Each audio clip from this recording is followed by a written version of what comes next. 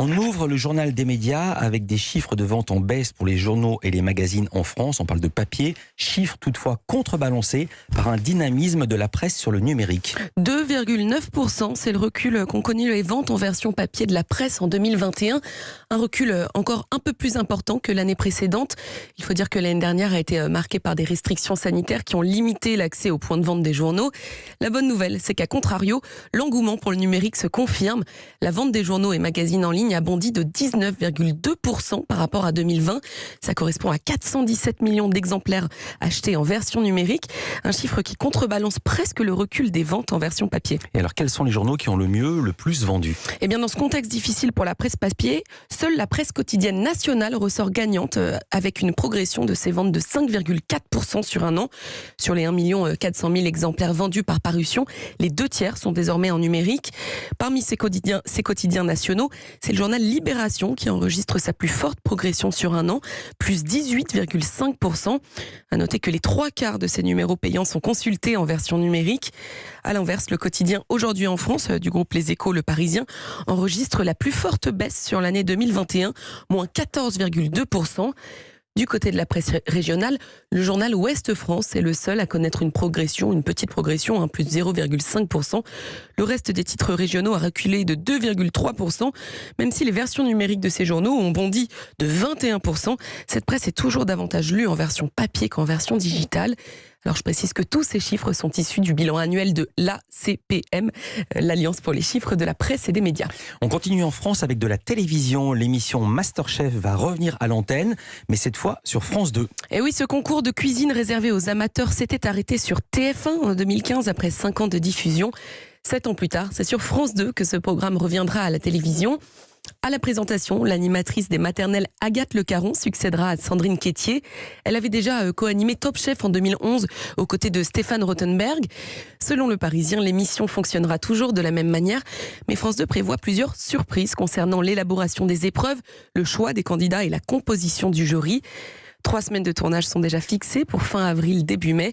Masterchef est toujours produit par Endemol et l'émission devrait arriver avec 8 primes sur France 2 à la rentrée prochaine. On part à l'international avec une information étonnante. L'arnaqueur de Tinder, il existe vraiment, à qui Netflix a consacré un documentaire, pourrait prochainement devenir une star de la télé-réalité. Et oui, c'est une information du site américain TMZ. Simon Leviev a signé un contrat avec Gina Rodriguez, une célèbre agent américaine de personnalité issue d'émissions de télé-réalité.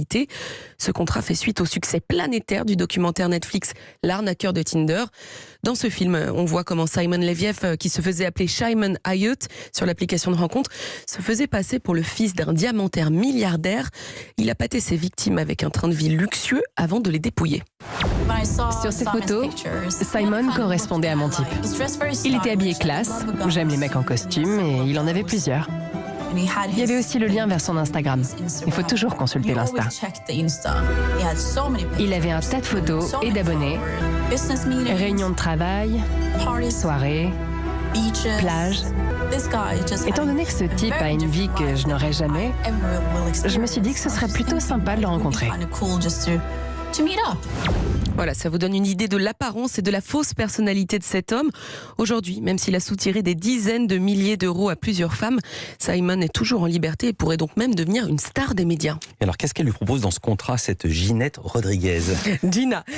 D'après TMZ, l'escroc et Gina Rodriguez auraient discuté de plusieurs projets, comme l'écriture d'un livre, l'animation d'un podcast, tenez-vous bien, pour proposer des conseils de séduction, ou encore la présentation à la télé d'une émission de dating à la Bachelor, c'est-à-dire une télé-réalité dans laquelle des femmes se portent candidates pour conquérir le cœur de Simon. On termine ce journal avec un documentaire qui recueille la parole des survivants de l'attentat le plus violent de la Norvège. C'était le 22 juillet 2011. Le militant d'extrême droite Anders Behring Breivik fait exploser une voiture piégée devant le siège du gouvernement à Oslo avant d'ouvrir le feu sur un camp de jeunes travaillistes sur l'île d'Utøya. Le bilan est très lourd, 77 morts. Plus de 10 ans après cet attentat, Maud Vasquez, la réalisatrice du documentaire La tuerie d'Utøya, a interrogé 5 survivants qui étaient présents sur cette île. Elle nous raconte comment elle a procédé pour convaincre ses victimes de revenir sur ces terribles moments.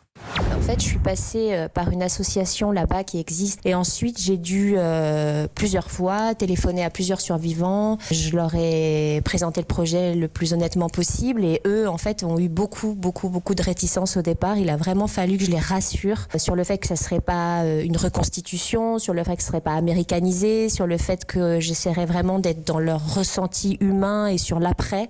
Et après, sur place, j'ai gagné encore une étape de confiance avec eux. C'est que j'ai prévu, en fait, de louer une maison là-bas.